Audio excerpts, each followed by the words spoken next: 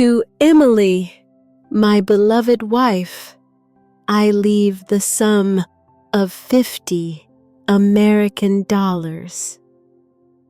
The words of the lawyer, Mr. Henderson, echoed in the room like a slap across the face.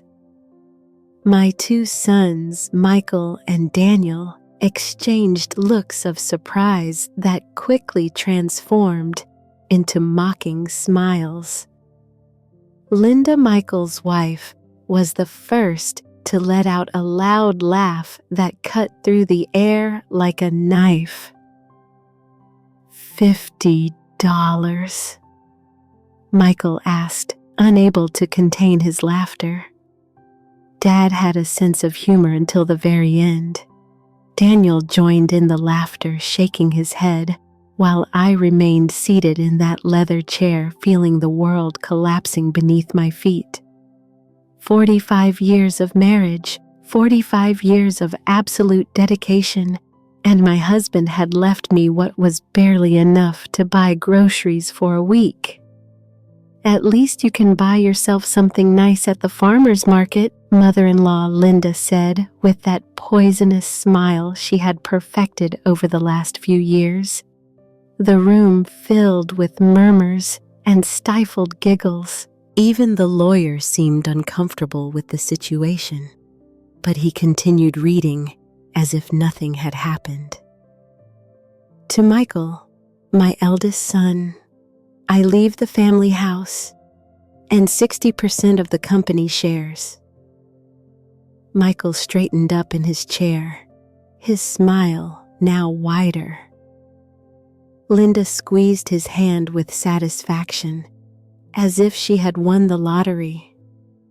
To Daniel, my youngest son, I leave the remaining 40% of the company and all the rental properties. I sat there with my wrinkled hands resting on the black handbag I had bought for my husband's funeral just a week ago. $50. After a lifetime of sacrificing myself for this family, after giving up my own dreams to build theirs, after caring for my husband during his long illness, that was all I was worth to him. Well, Mom, Michael said with a condescending smile, at least you won't have to worry about maintaining the house. Linda and I will take care of everything. The words sounded like a prison sentence. My own house, where I had raised my sons, where I had cooked thousands of dinners, where I had cried and laughed for decades, was no longer mine.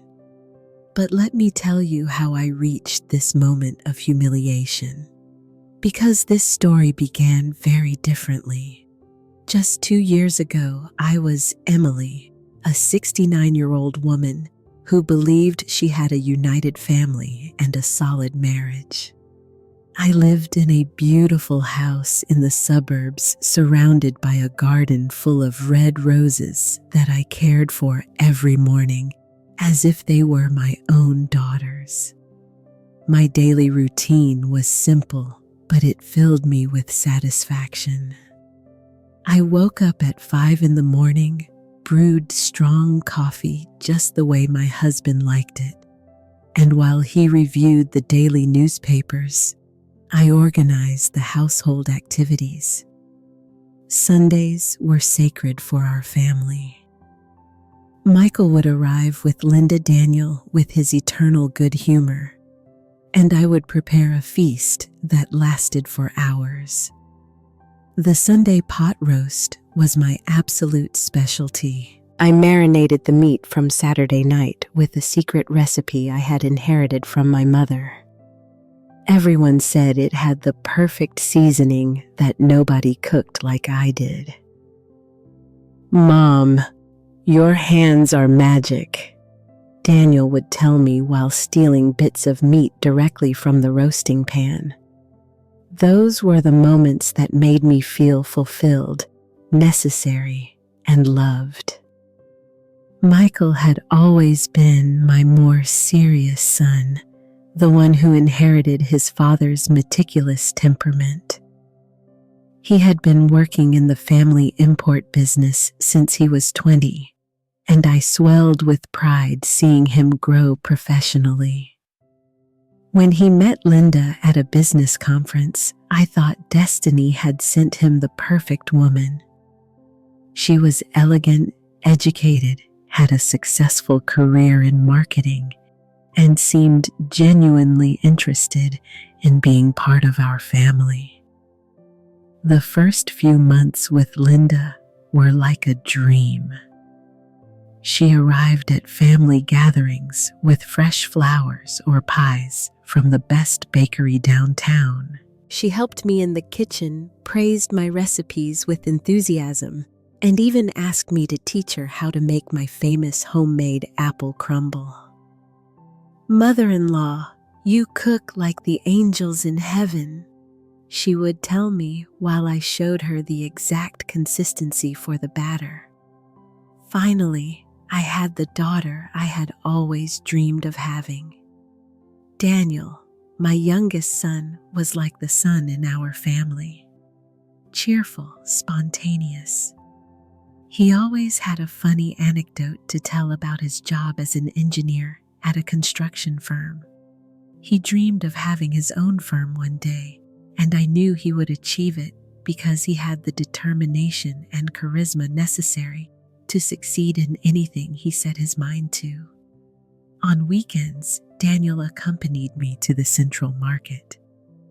He carried all my bags without me asking, bargained with the vendors to get me better prices, and we always ended the outing buying vanilla ice cream at the parlor where I took him when he was a child. "Mom, as long as you are here, I will be your personal chauffeur," he would say while driving my old car with a smile.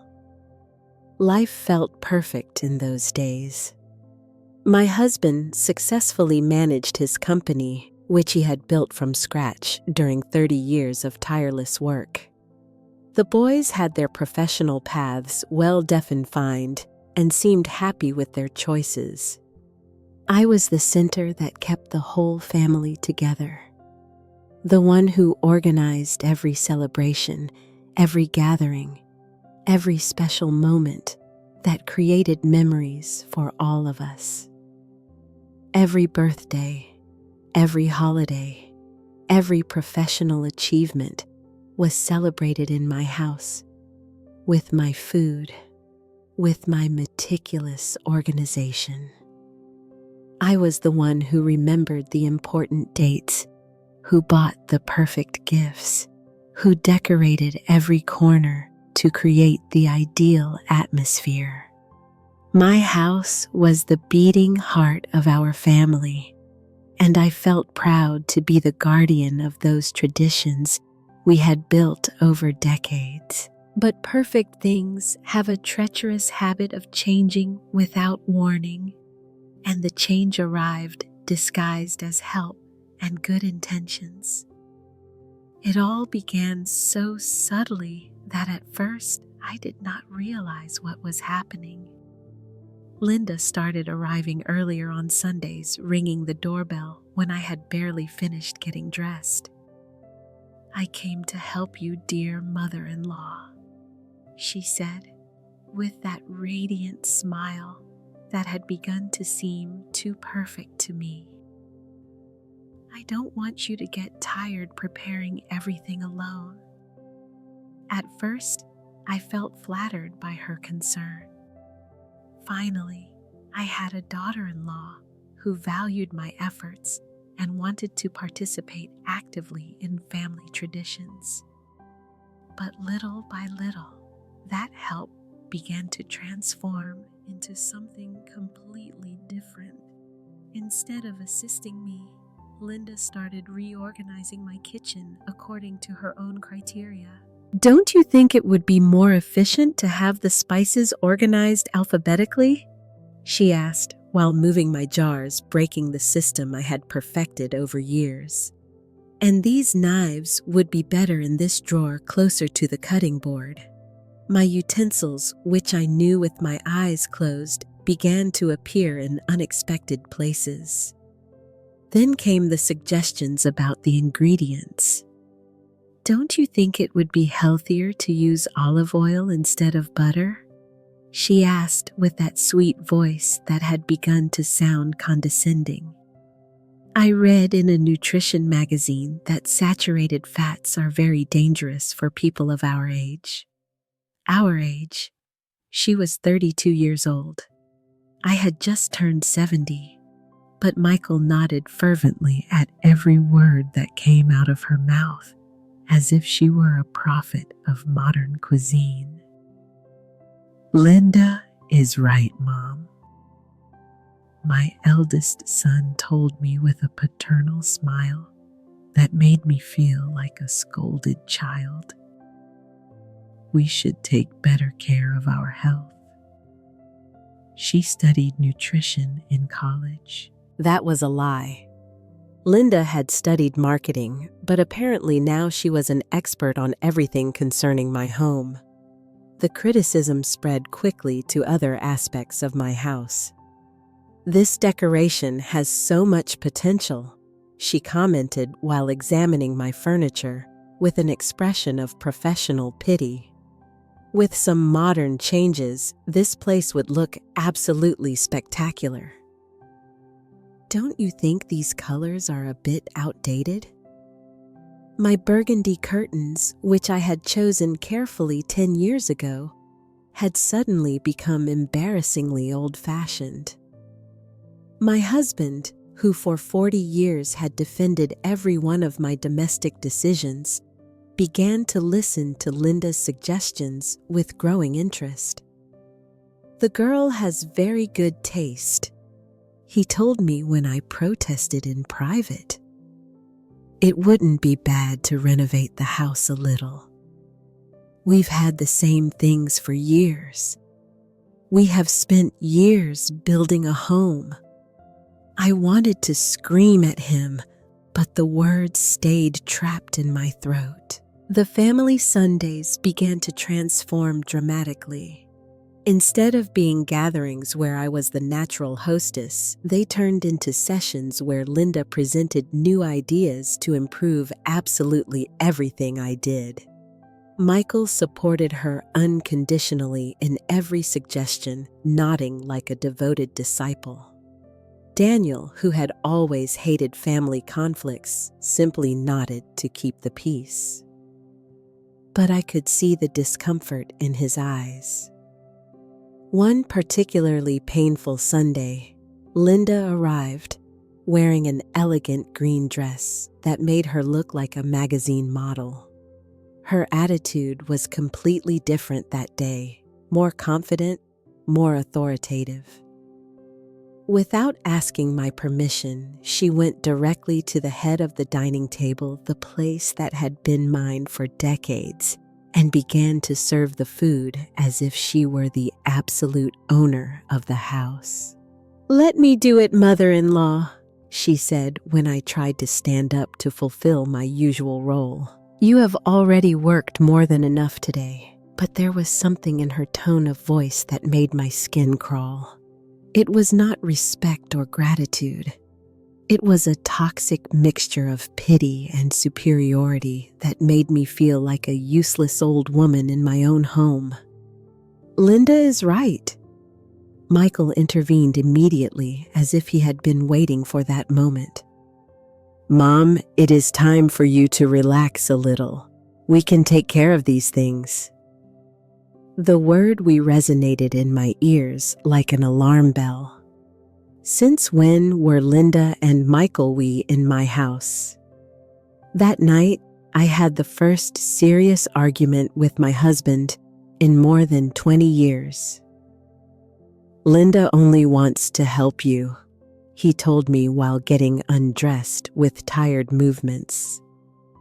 "I don't understand why it bothers you so much that someone wants to make your life easier." But I understood perfectly what was happening. I could feel with every fiber of my being that my place in the family was beginning to wobble. without me being able to do absolutely anything to stop that avalanche. It is not help, I explained to him with a trembling voice. It is an invasion. She is taking control of my kitchen, of my table, of my traditions, and you are letting her do it. My husband looked at me with that expression of forced patience he reserved for when he considered I was being irrational. You are exaggerating, Emily, he told me with a sigh.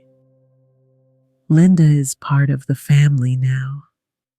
It is natural that she wants to participate, but participating and taking over are two completely different things, and I knew he refused to see the distinction because it was more comfortable for him to ignore the problem. The following weeks were like watching my own life in slow motion while someone else took control of the script. Linda began to arrive not only on Sundays, but also during the week, always with some perfectly reasonable excuse. She passed by here after work and thought about saying hello, she said. But then she stayed until very late reorganizing something or suggesting changes. Michael started visiting us more frequently too, but he no longer came to see me. He came to discuss plans with Linda to review furniture catalogs to measure spaces for possible renovations. I had become a ghost in my own house, present but invisible, necessary but ignored. The transformation of my home was so gradual that at first I thought maybe I was imagining things. But when I woke up one morning and found Linda reorganizing my pantry without even asking my permission, I knew she had crossed a line that should never have been crossed. Good morning, mother-in-law. She greeted me with that smile I had already learned to fear. I was seeing that you have many expired things here. I decided to do a general cleaning. My homemade preserves, which I had prepared with so much love during the autumn, were piled up in a trash bag. These jams are more than 6 months old, she explained, as if she were a health inspector. It is dangerous to consume such old food at our age. Our age. Again, that phrase that made me feel as if we were contemporaries, as if she had the right to make decisions about my health and my house. Those jams are perfectly fine, I protested weakly, but my voice sounded pathetic even to myself. I made them following my grandmother's recipe with the exact amount of sugar to preserve them for years. Linda looked at me with that expression of exaggerated patience used with small children or confused elderly people.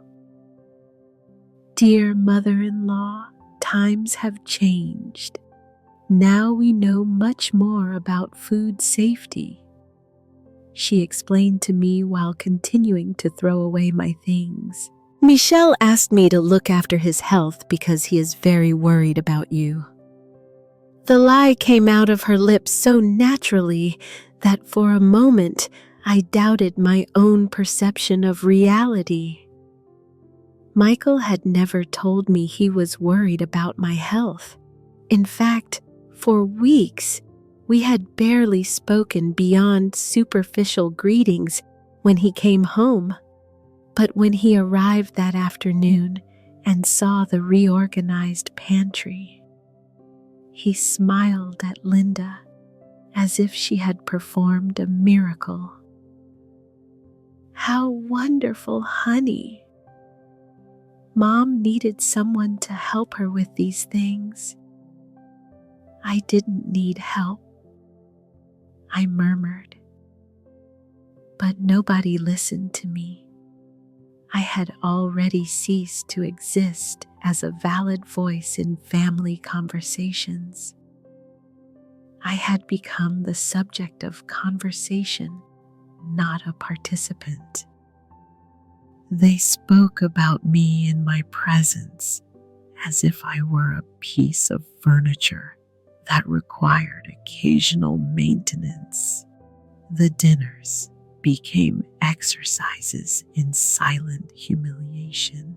Linda had completely assumed control of my kitchen, preparing meals that she considered more appropriate for the age of the family. My traditional dishes, perfected over decades, were replaced by tasteless salads and steamed fish without seasoning. "Salt is very bad for blood pressure," she explained, while serving tiny portions that left everyone hungry. My husband, who had always praised my cooking with genuine enthusiasm, now ate in silence, and afterward told Linda how refreshing it was to try healthier food. Daniel tried to maintain normal conversations, but even he seemed uncomfortable with the new family dynamic. His visits became shorter and less frequent. "You don't like coming home anymore?" I asked him one day when he said goodbye after barely an hour. My youngest son looked at me with sad eyes that broke my heart. "Mom, it's just that everything is very different now." Linda is very intense. It was the first time someone in the family admitted that something was wrong. But even Daniel seemed resigned to accept the new reality. The weekends, which used to be my sacred refuge, turned into my weekly nightmare. Linda arrived on Saturday morning with detailed plans to improve some aspect of the house. Michael accompanied her, carrying boxes of new decorations or paint samples she had chosen without consulting me. "Surprise mother-in-law," she announced. "We're going to renovate the living room this weekend."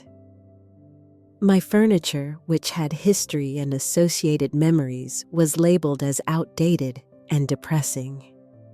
The sofa where I had nursed my children, where my husband fell asleep watching television, where we had shared thousands of intimate conversations, was replaced by a modern beige set that looked like it came from a medical waiting room.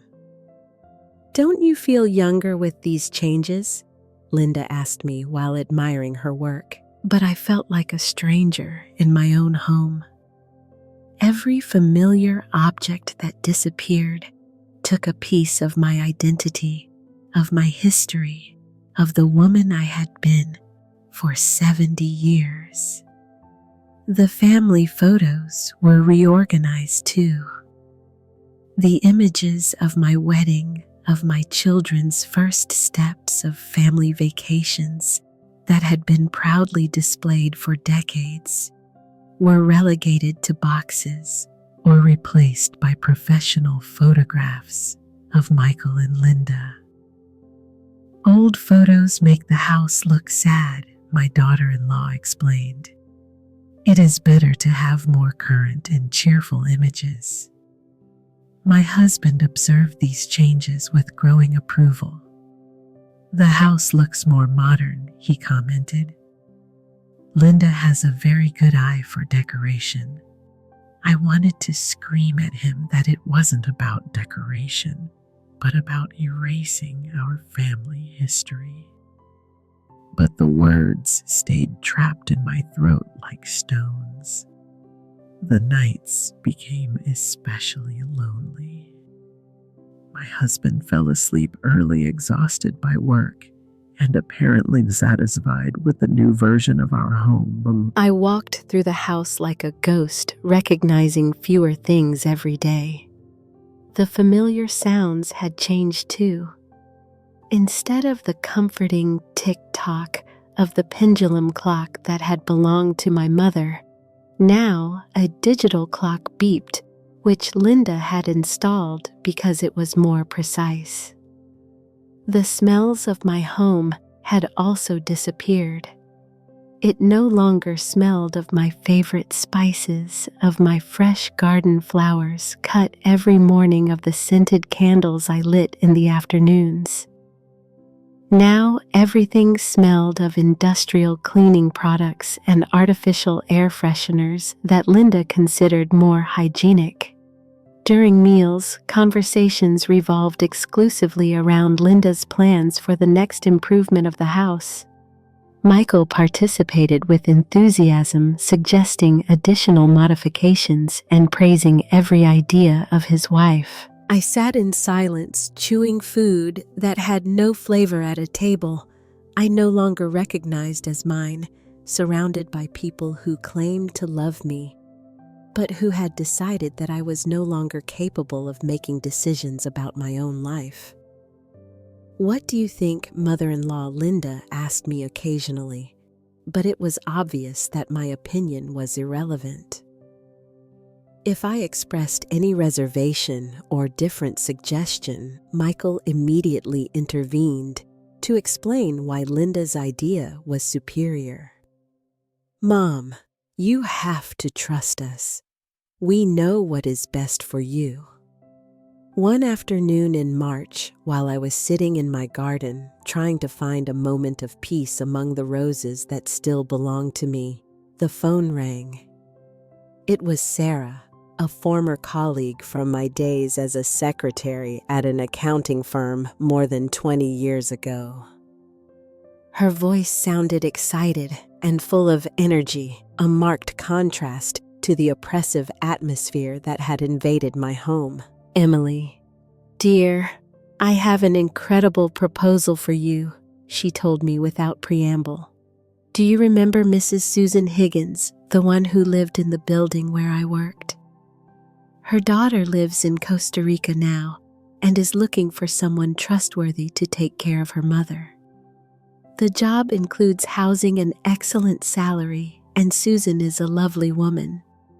I thought of you immediately. For a moment, I felt as if someone had opened a window in a room closed for months. The possibility of getting out of my own house, of finding a purpose again, of being necessary and valued by someone, filled me with a hope I had forgotten existed. In Costa Rica, I asked, feeling my heart beat faster. For how long?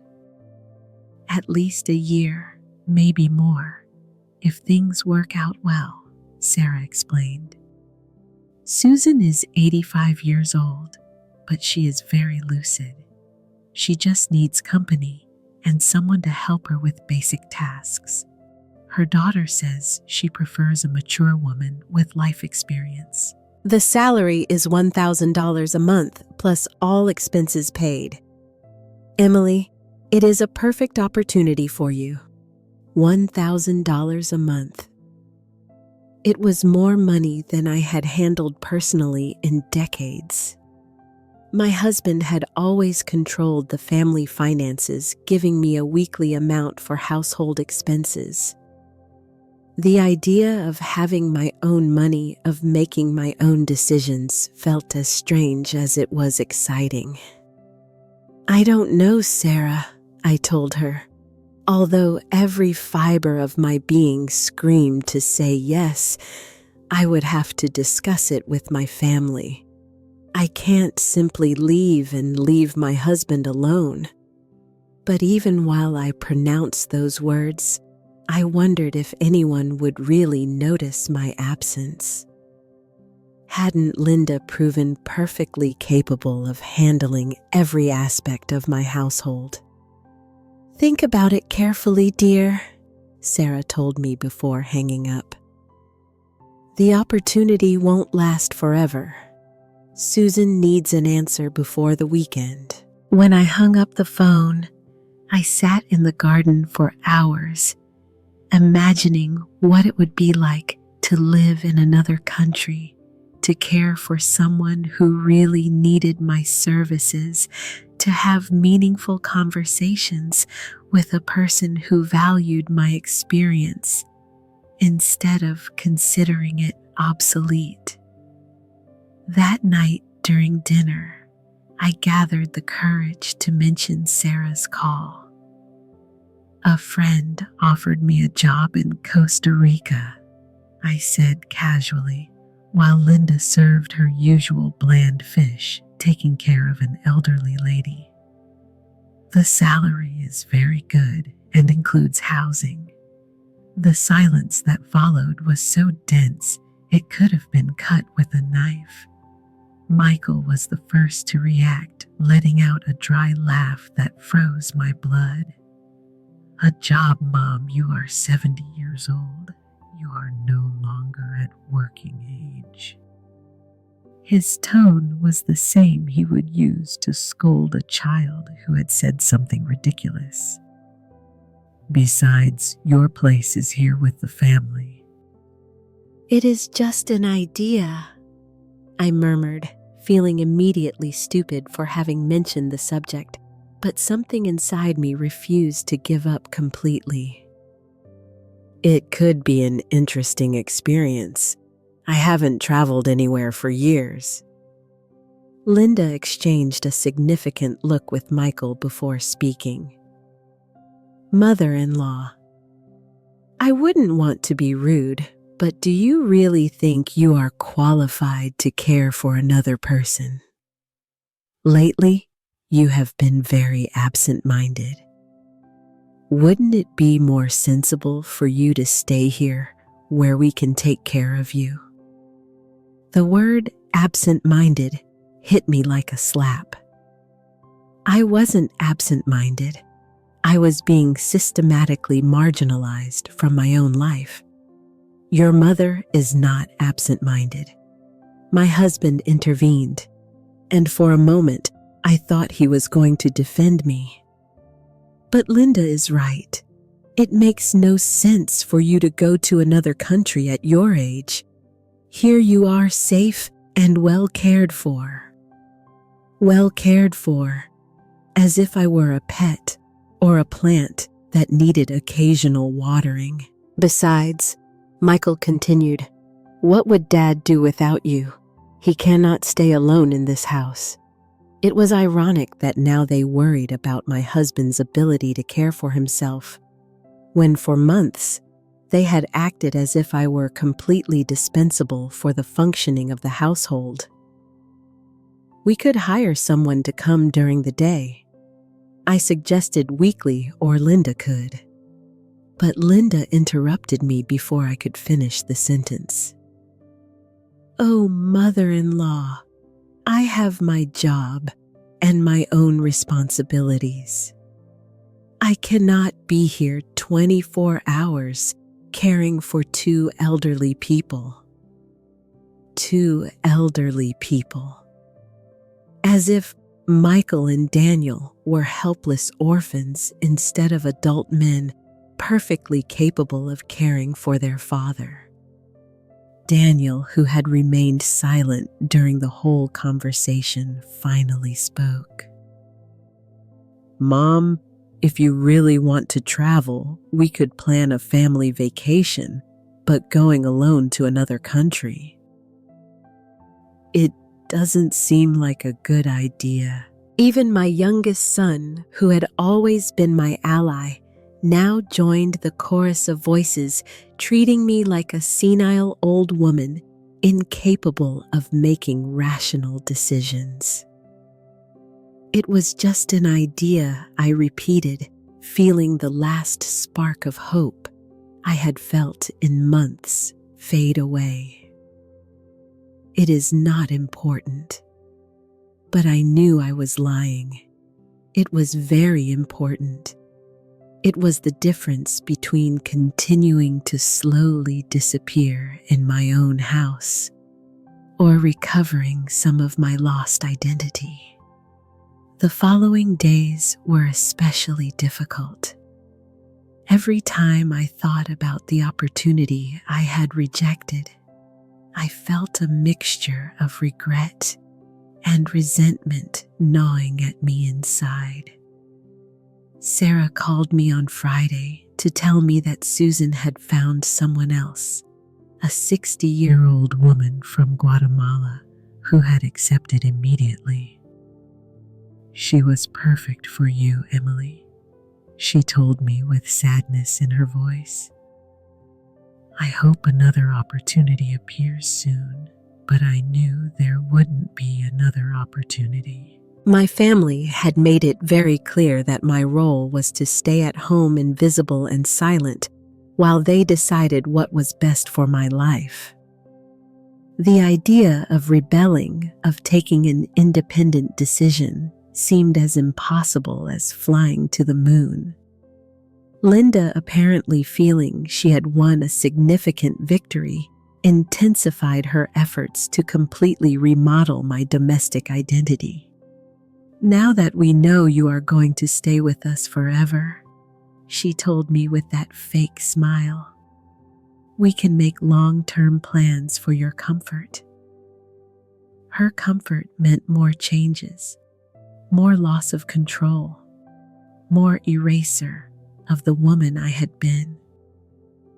That night, lying next to my husband, who snored peacefully, I wondered when I had stopped being Emily, the woman with dreams and opinions of her own, to become mom, mother-in-law, the Mrs. A series of roles defined by my relationship with other people. When had I accepted that my value as a human being depended exclusively on my usefulness to others? And most painful of all, why had I allowed it to happen?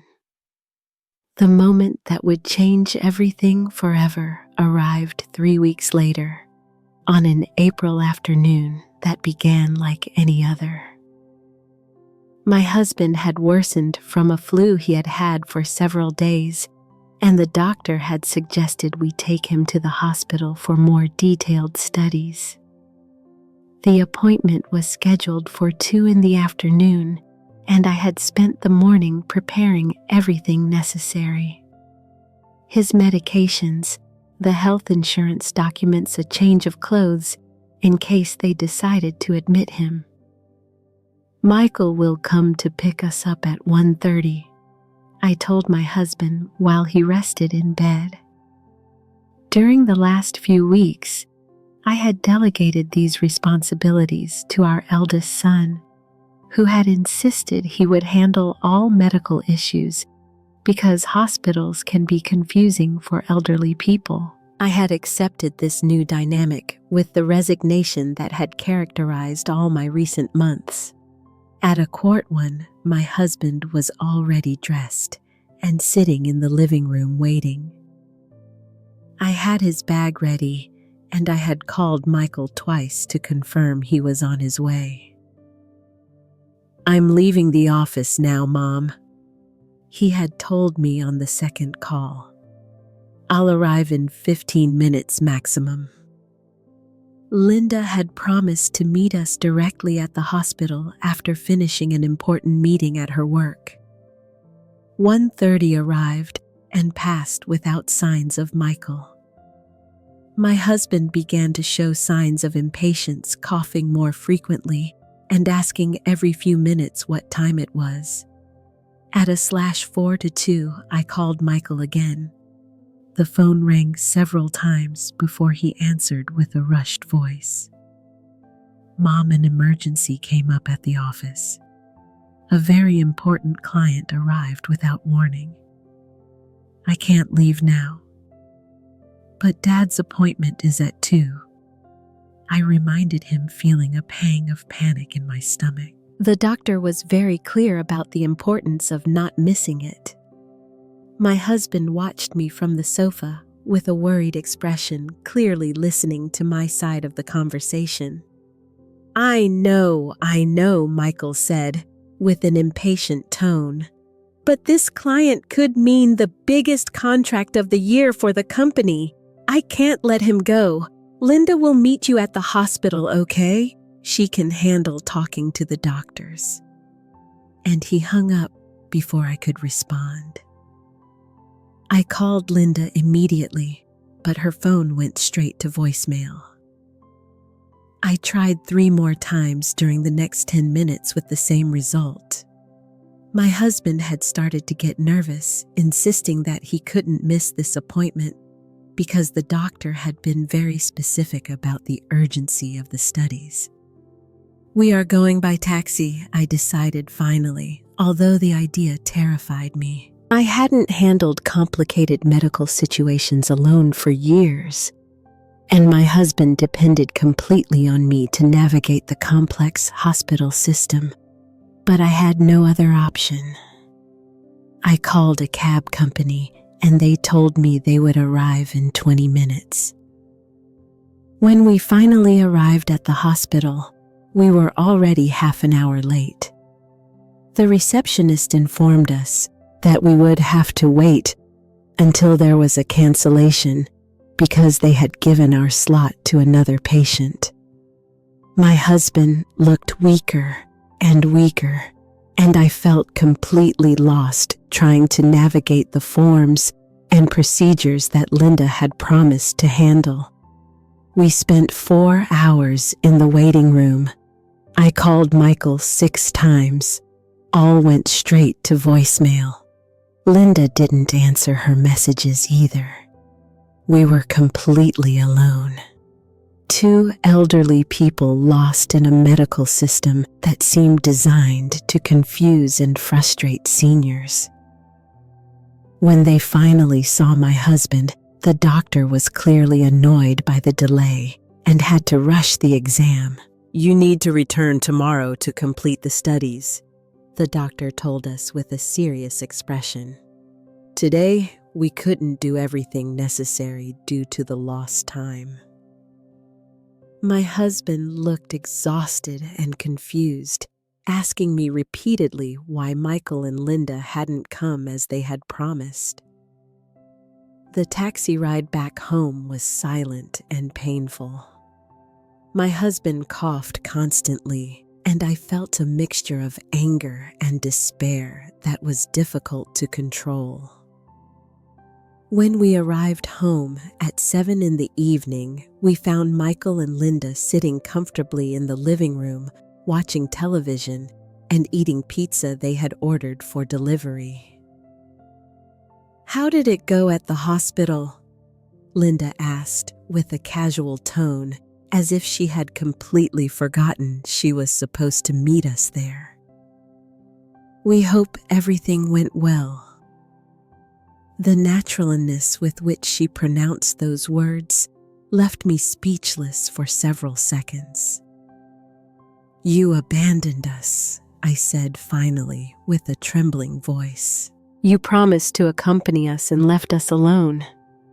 Dad had to wait 4 hours and they couldn't complete all the studies. Michael didn't even have the decency to look ashamed. "Mom, I already explained to you that an emergency came up," he responded with a defensive tone. And Linda had that super important meeting she couldn't cancel. Things happen. The important thing is that you got to the hospital, as if the fact that we had arrived by our own means was sufficient to absolve their abandonment. The important thing, I repeated slowly, is that your father needed support, and you weren't there. My voice had become firmer, fueled by hours of accumulated frustration. You promised to be there, and you lied.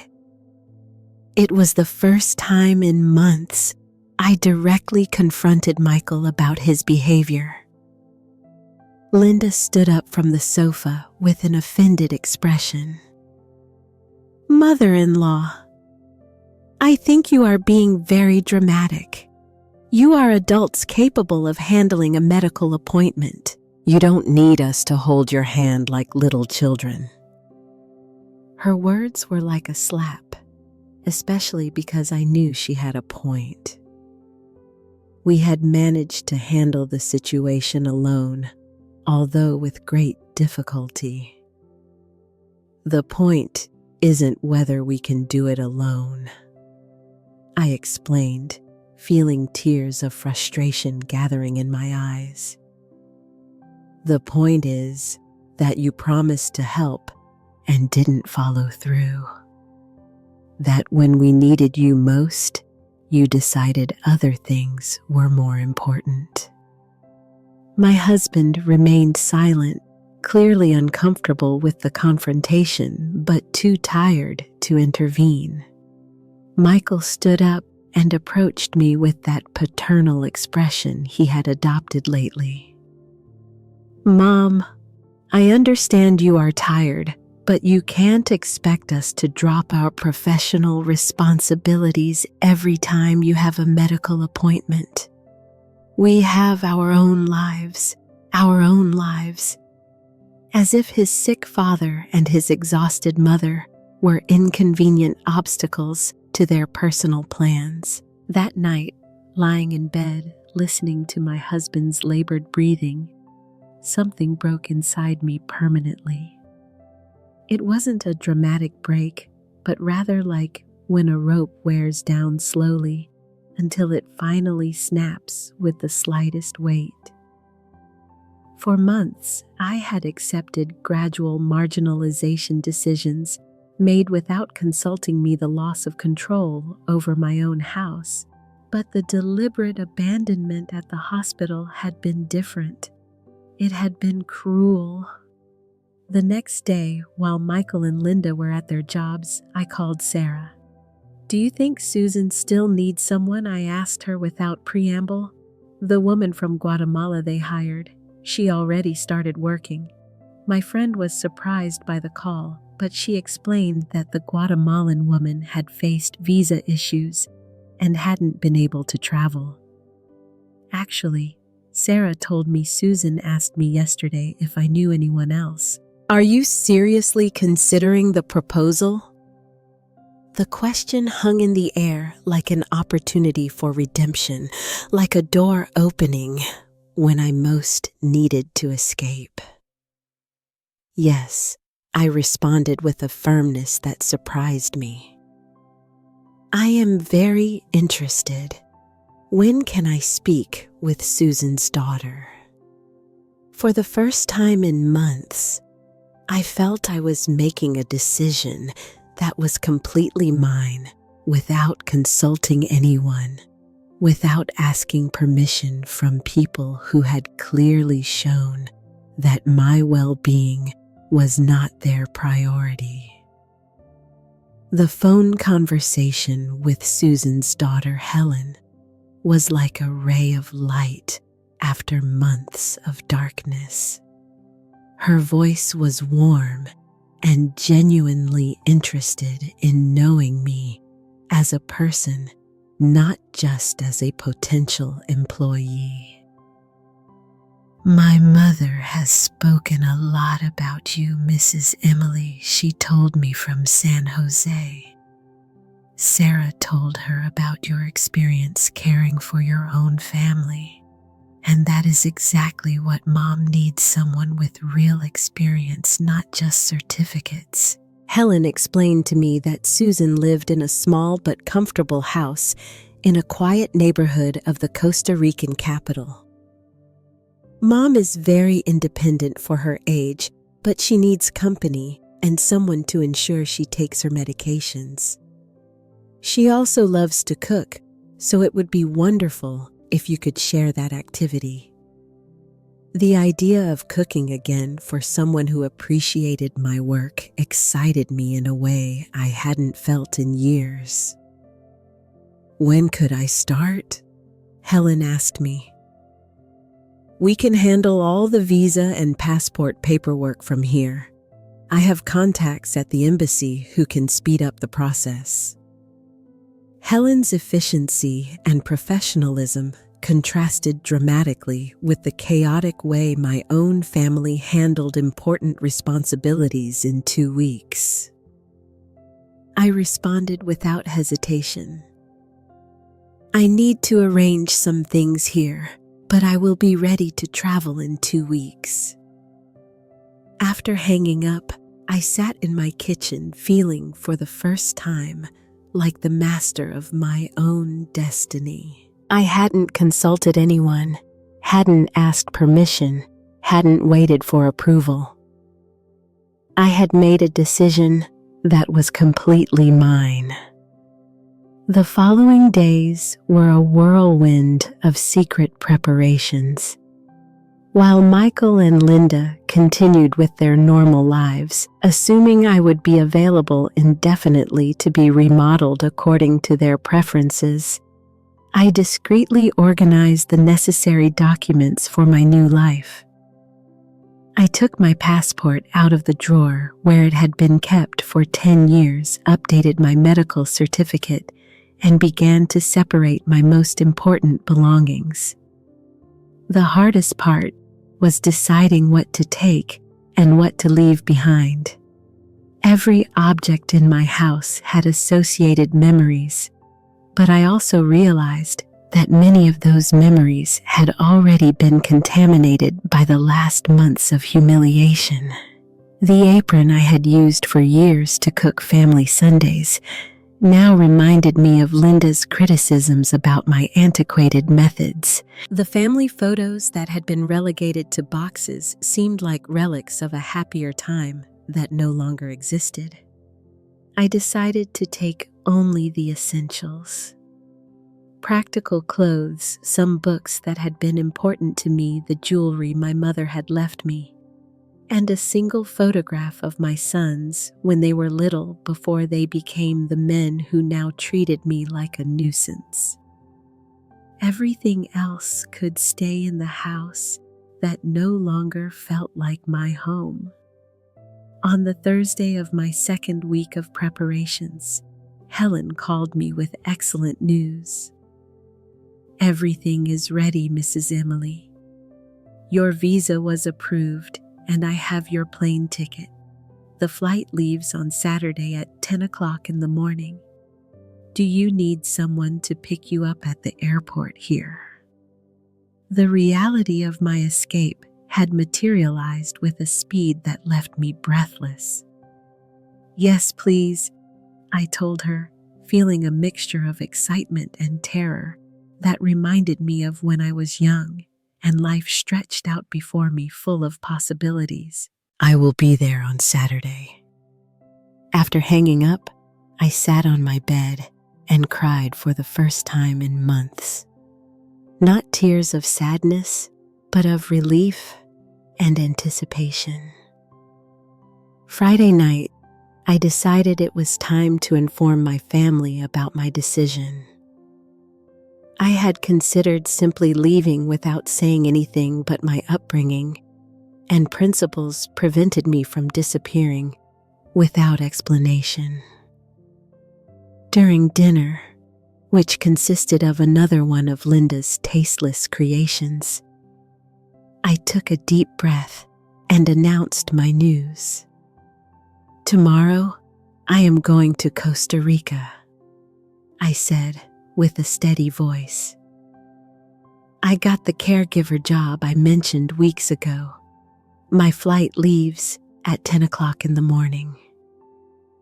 The silence that followed was so complete, you could hear the beep of the digital clock Linda had installed. Michael was the first to react, letting out that dry laugh I had learned to hate. "Mom, what are you talking about? We already discussed this. You can't go alone to another country at your age." His tone was condescending, as if he were scolding a child who had proposed something absurd. "I am not asking for permission," I responded with a calmness that surprised me. "I am informing you about a decision I have already made. The documents are ready, the ticket is bought, and the job is confirmed." My husband looked at me with a mixture of shock and confusion, clearly not fully processing what was happening. Linda dropped her fork onto the plate with a metallic clatter. "Mother-in-law, this is ridiculous. You cannot abandon your husband to go care for a stranger. What will people think?" The concern for social appearances was typical of Linda, who was always obsessed with maintaining a perfect image. People will think that a 70-year-old woman decided to have purpose and dignity instead of being treated like a piece of furniture in her own house. I responded, feeling a strength in my voice that hadn't been there for months. And my husband is perfectly capable of caring for himself, especially with all the help you have been so anxious to provide. My husband finally found his voice. Emily, I don't understand. Why do you want to leave? Are you not happy here with us? The question was so naive it broke my heart. How could I explain to him that for months I hadn't been happy, that I had been systematically excluded from all decisions about my own life, that I had become a stranger in my own home? I haven't been happy for a long time, I told him gently. But you all have been too busy reorganizing my life to notice. Daniel, who had remained silent, looked genuinely disturbed by the revelation. Mom, if you weren't happy, you should have told us, murmured my youngest son. We could have talked, found a solution, but I knew it was too late for conversations. The months of marginalization had been a constant conversation that they had chosen not to hear. Michael stood up from the table with a furious expression. This is total madness. I am not going to allow my 70-year-old mother to go alone to a foreign country to work as a domestic servant. It is humiliating for the whole family. The word allow resonated in my ears like an alarm bell. You don't need to allow anything, I responded, standing up as well. I am an adult woman who has made a decision about her own life. For 70 years, I have done what others expected of me. For the first time, I am going to do what I want to do. The strength of my conviction seemed to have taken everyone by surprise, including myself. Linda tried one last manipulative argument. Mother-in-law, if you leave now, what guarantee do we have that you will return? Your husband needs you. We need you. But I was no longer susceptible to the guilt they had used so effectively for months. If you needed me, I said, heading towards my room, then you should have demonstrated that need by treating me with respect and consideration instead of like an inconvenient burden. I went up the stairs with more energy than I had felt in years, leaving behind a table full of people who finally understood they could no longer control me. Saturday morning arrived with a crystal clarity that seemed to reflect my mental state. I woke up at 5, as I had done for decades. But this time, it wasn't to prepare my husband's breakfast. It was to finish packing my life into 2 suitcases and begin the journey toward my new existence. The house was in total silence. Nobody had come down to say goodbye or try a last effort to dissuade me. While I waited for the taxi that would take me to the airport, I sat in the living room I no longer recognized as mine and reflected on the night before. After my announcement during dinner, my husband had gone directly up to the bedroom without saying another word. Michael and Linda had stayed in the kitchen whispering furiously, probably planning strategies to make me change my mind. Daniel had knocked on my bedroom door around 10 o'clock, but I had pretended to be asleep. The sound of the taxi horn broke the morning silence. I took my suitcases, took one last look at the house where I had lived for 25 years, and walked out the front door without looking back. There were no dramatic goodbyes, no tears on the threshold, no last minute. Please, only the sound of the door closing behind me, marking the end of a stage of my life and the beginning of another completely unknown one. The flight to San Jose was my first experience traveling alone in decades. At first, I felt nervous and disoriented, but gradually I began to enjoy the freedom of making my own decisions without consulting anyone.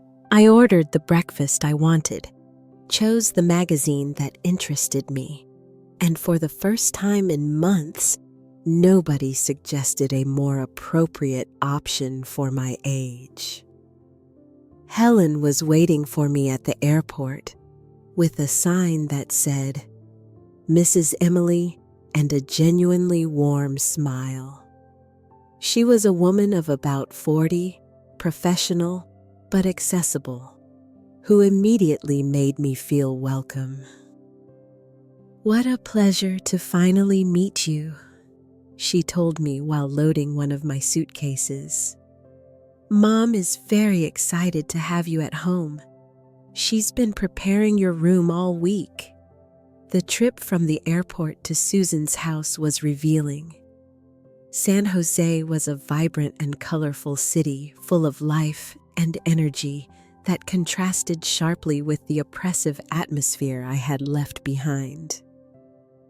Helen pointed out interesting places during the ride, explaining about local markets, nearby parks, and activities that Susan enjoyed. "Mom loves walking through the Central Park on Tuesdays and Thursdays," she told me. "She says she likes to watch people and feed the pigeons." Susan's house was exactly as Helen had described it to me, small but comfortable, with a garden full of tropical plants and a terrace where you could drink coffee in the mornings. Susan received me at the door with open arms and a smile that lit up her entire wrinkled face. "Emily, dear," she exclaimed, "how happy I am that you have come to keep this lonely old woman company." From the first moment, the difference was astounding. Susan treated me like a valuable guest, not like an employee. She showed me the house with pride, explaining the history behind every photograph and every decorative object. "This was my room for 50 years, she told me, pointing to the master bedroom. "But now, I prefer the smaller room because it gets better sun in the mornings. The big room is yours now, with a private bathroom and a view of the garden." My new room was bright and cozy, decorated with soft colors that invited rest. It had a comfortable bed, a desk by the window, and a spacious closet where I could arrange my few belongings. For the first time in months, I had a space that was completely mine, where nobody would enter to reorganize my things or suggest improvements. The first weeks in Costa Rica were like waking up from a long and confusing dream.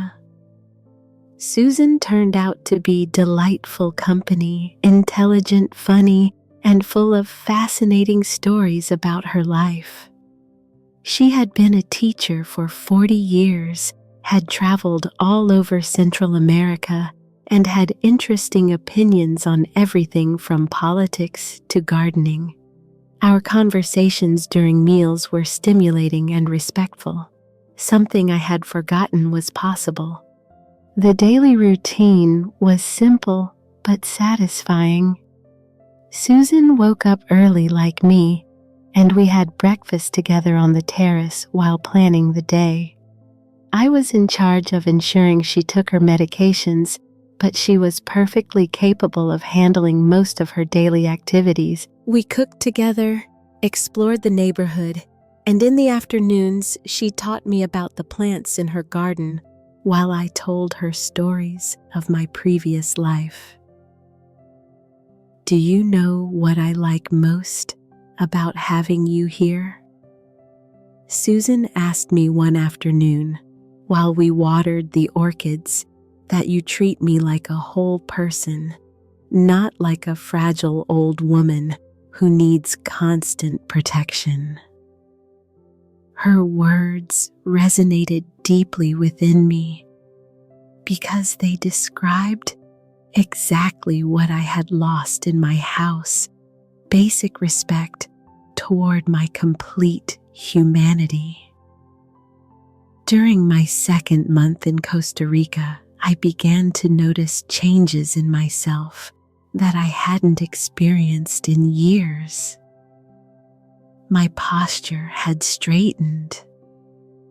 My voice had recovered its natural strength, and for the first time in a long time, I looked in the mirror and recognized the woman I saw reflected.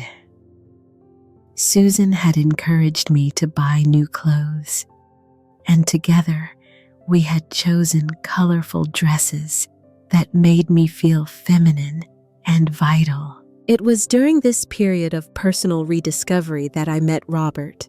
He was a 73-year-old widower who lived in the same neighborhood and visited Susan occasionally because they had been colleagues during their teaching years. Robert was an authentic gentleman, educated, gentle, and with a sense of humor that made me laugh in ways I had forgotten existed. "Robert is interested in you," Susan told me with a mischievous smile after one of his visits. "And I think the feeling is mutual." The idea of romance at my age seemed at the same time exciting and terrifying. For 45 years, I had been married to the same man, and the possibility of exploring new romantic feelings felt like completely unknown territory. Robert began inviting me to walk in the park on Sundays. Our walks were slow and quiet, full of conversations about books, travels, and dreams that both of us had put aside during our previous marriages. He treated me with a courtesy and consideration that reminded me how a woman was supposed to feel when she was valued and respected by a man. My late wife used to say that it is never too late to be happy. Robert confided in me during one of our walks. I think she was right. Life doesn't end at 70. Sometimes it simply begins again.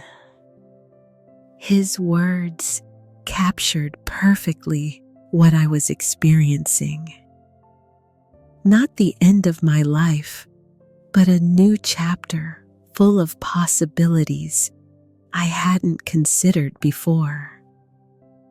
While my new life in Costa Rica flourished, my phone began to ring with increasing frequency. Michael called weekly at first with an angry and demanding tone. "Mom, this joke has lasted long enough. It is time for you to return home where you belong." But gradually, his calls became more desperate. "Dad misses you a lot. The house isn't the same without you." Daniel also called with a different approach. "Mom, I understand you needed a break, but now that you've had your adventure, don't you think it is time to come back?" His words bothered me deeply because they reduced my personal transformation to a simple temporary adventure. But the most revealing calls came from my husband. His voice sounded lost and confused, as if he had finally realized everything I had been silently handling for years. "Emily, I don't understand how things work in the house. Linda comes to help, but it is not the same. The food doesn't taste the same. The house feels empty. Please come home." During my phone conversations with my family, I had developed a new perspective that allowed me to respond with calm and clarity instead of the guilt and anxiety that had characterized my previous reactions. "I am not coming back," I told Michael during one of his most insistent calls. "I have found a life that gives me purpose and respect, and I am not going to give that up to become invisible in my own house again." But Michael insisted with that voice he used when he believed he was being reasonable. "Here, you have a family that needs you. Over there, you only have a stranger who pays you to take care of her." His words revealed a fundamental misunderstanding of what it meant to be valued. Susan didn't pay me simply to care for her. She respected me as an equal partner, consulted my opinions, and valued my life experience. "Susan is not a stranger," I explained patiently. "She's a friend who treats me with dignity, and you didn't need me when I was there. You only needed me to keep quiet while you reorganized my life according to your preferences." The silence that followed told me that Michael was finally beginning to understand the gravity of how they had treated me. Linda's calls were particularly revealing. She had adopted a falsely concerned tone that fooled no one. "Mother-in-law, we know you are going through a crisis, but abandoning your family is not the solution. Your husband is suffering a lot without you." The irony was astounding. The same woman who had spent months trying to make me invisible now accused me of abandonment for seeking my own happiness. My husband suffered for months watching me be marginalized and did nothing to defend me. I responded with a firmness that clearly surprised her. If he is suffering now, maybe he understands how I felt during all that time.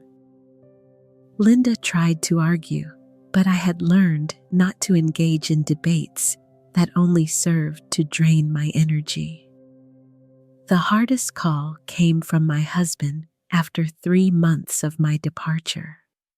His voice sounded broken and aged in a way that broke my heart. "Emily, I have been thinking a lot about what you said before leaving. I think I didn't realize what was happening. Linda says she was only trying to help. But now I see that maybe we went too far." It was the closest admission to an apology I had heard from any member of my family, but it arrived too late and was too tentative. "I appreciate you recognizing that," I told him gently. "But the damage is already done. I have built a new life here, and for the first time in years, I am genuinely happy. I am not going to give up that happiness to return to a situation that made me miserable." "But we can change things," he insisted with desperation. "We can talk to Michael and Linda set different boundaries. You can have more control over the house." His promises sounded sincere, but I knew that fundamental changes in personality and attitude don't happen simply because someone leaves for a few months. During my 4th month in Costa Rica, I received an unexpected call that would change everything again. It was Mr. Henderson, the family lawyer, with news that left me completely speechless. "Mrs. Emily, I need to speak with you about your husband's will. There are some additional documents that appeared during the review of his personal files." "Additional documents?" I asked, confused. I thought everything had been settled during the reading of the will. Mr. Henderson explained that he had found a safe in my husband's office containing papers that significantly modified the testamentary provisions we had heard months ago. "Your husband maintained bank accounts abroad that were not included in the original will," the lawyer explained. "Apparently, these accounts were specifically designated for you with very detailed instructions on when and how they should be revealed." My heart began to beat faster as I processed the implications of this information. "What kind of accounts?" I asked, although part of me already suspected that this revelation would have dramatic consequences for my whole family. Mr. Henderson explained to me that my husband had been systematically transferring money to offshore accounts during the last 15 years, accumulating a considerable fortune he had kept completely secret. "The total amount is approximately $80 million, Mr. Henderson said, and I had to sit down because my legs trembled. The instructions specify that this information was only to be revealed if you were treated disrespectfully during the reading of the initial will. Your husband apparently anticipated that his children might show their true character if they believed you had inherited very little. The irony of the situation was so perfect, it almost seemed too good to be true. My husband, who had remained silent while Michael and Linda marginalized me, had been secretly preparing a test to evaluate the character of our children. The $50 had been a decoy designed to reveal exactly the type of people they had become. "Do the boys know about this?" I asked, although the answer was obvious. Mr. Dr. Henderson confirmed that Michael and Daniel had no idea of the existence of these additional accounts. According to my husband's instructions, I was the sole beneficiary of this hidden fortune, and I had complete discretion over whether to reveal its existence to the rest of the family. That night, sitting on Susan's terrace under the tropical stars, I reflected on this extraordinary revelation. My husband, despite his failures during the last months of his life, had proven to know me better than I had thought. He had predicted that I would need resources to rebuild my life if our children turned out to be the selfish people they seemed to have become. Susan, whom I told about the lawyer's call, offered me a wise perspective that can only come from someone who has lived 85 years. "Emily, dear money is only a tool. The important thing is that you have the freedom to choose how to use it. Your husband gave you a gift much more valuable than money. He gave you proof that you were right about what was happening in your family. The question now was what to do with this information. Could I return home as a rich and powerful woman capable of putting Michael and Linda in their place definitively? Or could I continue building my new life in Costa Rica, using the resources to secure my independence and perhaps help others who found themselves in situations similar to mine. Robert, who had been visiting more frequently, and whose friendship had deepened to become something we both recognized as mature and respectful love, offered me a different perspective. Emily, you have shown that you don't need money to be strong and independent. You already did the hardest part. You rescued yourself. Now you have the opportunity to decide what kind of life you want to build with this new freedom. His words captured exactly what I was feeling. The unexpected wealth was less important than the emotional and spiritual wealth I had discovered in Costa Rica. I had learned that I could be self-sufficient, that I could form new relationships based on mutual respect, and that it was never too late to start over. After a week of deep reflection and long conversations with Susan and Robert, I made the decision to return briefly to my hometown for the second reading of the will. Not because I wanted to return to my previous life, but because I felt I deserved to see the faces of Michael and Linda when they learned the whole truth. It was a way to close the circle, to confront the people who had underestimated me so cruelly. Mr. Henderson had organized the meeting for a Tuesday morning in his office. I arrived 15 minutes before the agreed time, wearing an elegant purple dress I had bought in San Jose that made me feel powerful and sure of myself. When Michael and Linda entered the boardroom, their expressions of surprise at seeing me were immediately replaced by fake smiles and condescending comments. "Mom, how good that you decided to return," Michael said with that paternal voice I had come to detest so much. "We hope you have already overcome your crisis and are ready to return home where you belong."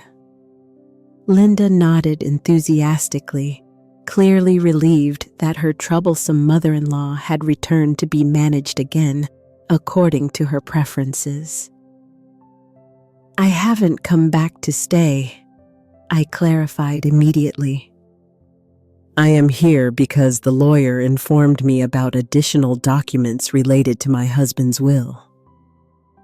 Daniel, who had arrived a few minutes later, looked genuinely confused by the whole situation. "Mr.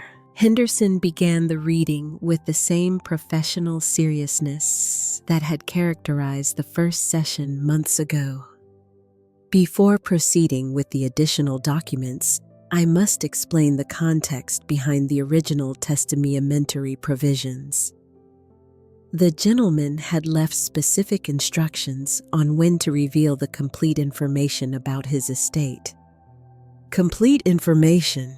Michael asked with a mocking smile. "Did Dad have more money hidden somewhere? Another $50 for Mom." His laugh was cut short abruptly when Mr. Henderson explained the true nature of the inheritance I was about to receive.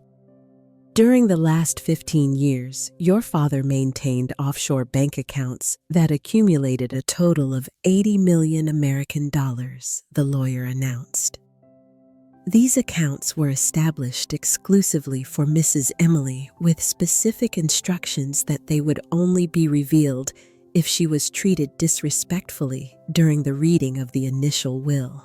The silence that followed was so complete and prolonged that the hum of the air conditioner could be heard. Michael opened and closed his mouth several times without emitting any sound. Linda had turned completely pale, her hands trembling visibly on the table. Daniel looked at me with an expression of absolute shock, mixed with something that looked like genuine shame. 80 million, Michael repeated finally. his voice barely a whisper. $80 million. Mr. Henderson confirmed the figure and proceeded to explain the legal mechanisms that would transfer complete control of these accounts to my name within the next 48 hours. Linda was the first to recover the ability to speak, although her voice sounded strangled and desperate. But that is not fair. We are the children. We are the ones who have been taking care of the family business. Why does she receive all the money? Her indignation was so perfect, so predictable, that it almost made me smile. Why, I said, rising slowly from my chair. My husband knew exactly what kind of people you were.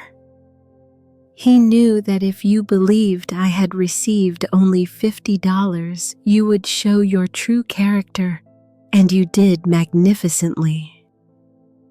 My voice was firm and clear, without a trace of the timidity that had characterized my interactions with them for months.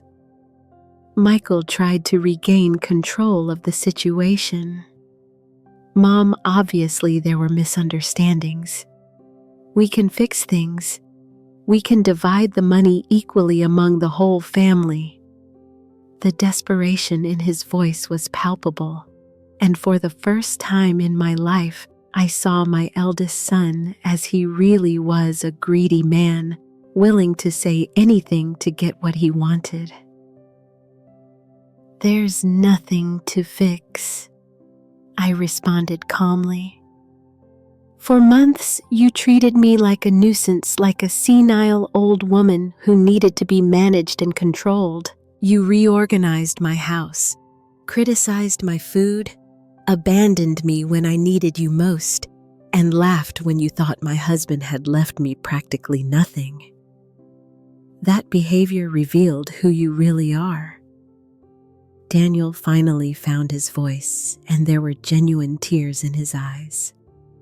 Mom, I never wanted you to feel that way. I know I stayed silent when I should have defended you. I know I failed as a son. His regret seemed sincere, but it arrived too late to change the damage that had been done.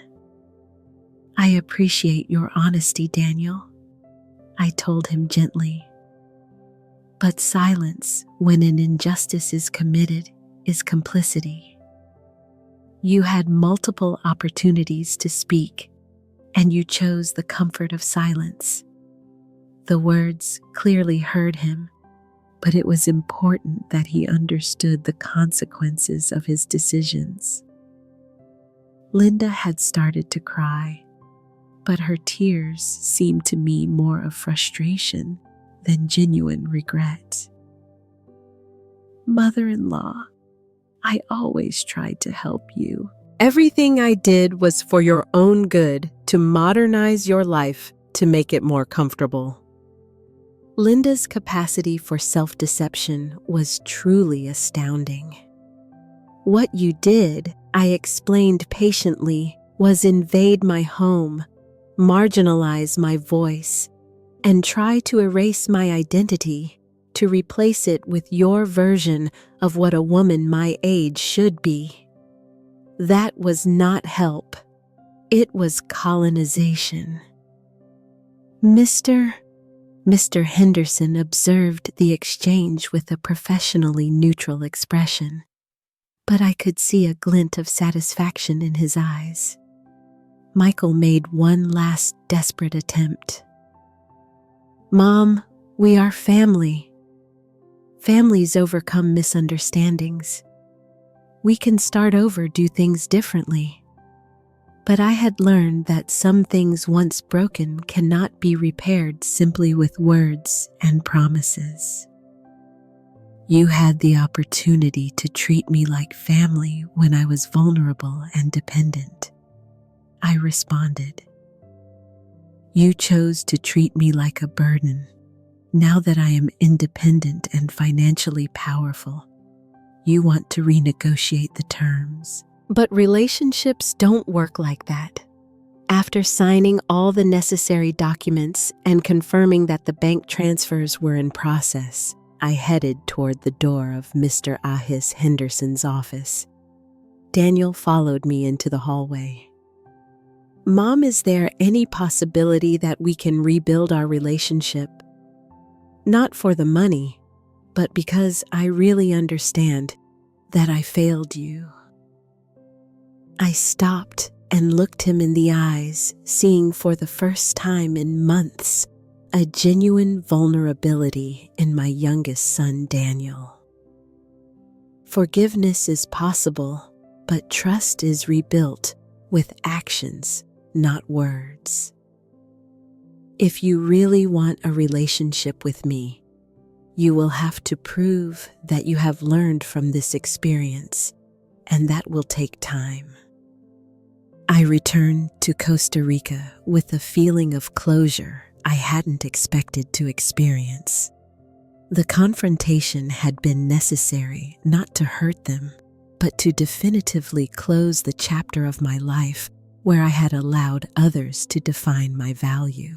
Susan received me with a warm hug, and Robert with fresh flowers from the market.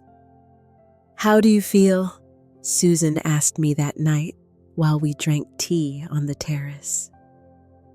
"Was it what you expected?" I reflected on her question before answering. The satisfaction had been less than I had anticipated, but the sense of completed justice was deep and healing. "I feel free," I told her finally. "For the first time in my life, I don't owe anyone explanations about my decisions. I can choose how to spend my time, my energy, and now my money based solely on what makes me happy and gives me purpose." With my new resources, I decided to establish a foundation to help older women who found themselves in situations similar to the one I had lived. Susan volunteered to help with the organization, and Robert suggested including emotional support programs in addition to financial assistance. 1 year after my initial escape, Robert and I decided to get married in a small and intimate ceremony in Susan's garden. Daniel was the only member of my family who came to the wedding after months of difficult but constructive conversations about how to rebuild our relationship. Michael and Linda were not invited, while I stood next to Robert exchanging vows at 71. I remembered the humiliation I had felt in that lawyer's office just 2 years ago. The woman who had been ridiculed for inheriting $50 no longer existed. In her place was a woman who had learned that true value is not measured in inherited money, but in the courage to rebuild your life when everyone expects you to give up. Sometimes being abandoned by your children is the beginning of true freedom. I told Susan during my wedding speech. My story began with a humiliation at the reading of a will, but it ended with the discovery that it is never too late to write a new chapter of your